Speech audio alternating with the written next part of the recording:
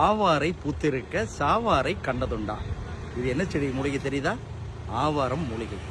மிகச்சிறந்த காயக்கற்ப மூலிகை. காயம் என்ற உடலை, காயம்னா உடம்பு, கற்பம் அப்படின்னா நரை, திரை, மூப்பு, பிணி, மரணம். நரைன்னா நரைக்கிறது, திரைனா தோல் சுருக்கம், மூப்புன்னா வயது, பிணினா நோய், மரணம் அப்படின்னா சாவு.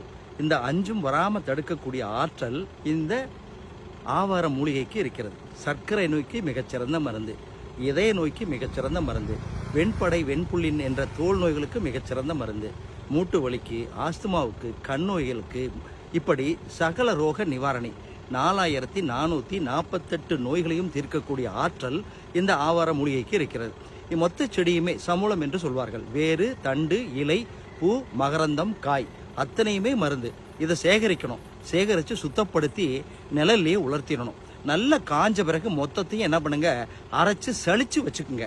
ஒரு டப்பால போட்டு வச்சுக்கிட்டு தினசரி காலை மாலை 2 to 4 கிராம் எடுத்து சுடுதண்ணியில் அல்லது தேனை கலந்து தொடர்ந்து சாப்பிடலாம். தொடர்ந்து சாப்பிட்டா சர்க்கரை நோய் கட்டுப்படும், இதய நோய் கண்டிப்பாக வராது, தீரும், மூட்டு வலி தீரும், ஆஸ்துமா தீரும், கண் நோய் வராது.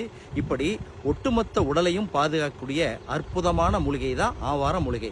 ட்ரை பண்ணி பாருங்க, கண்டிப்பாக பயனுள்ளதாக இருக்கும்.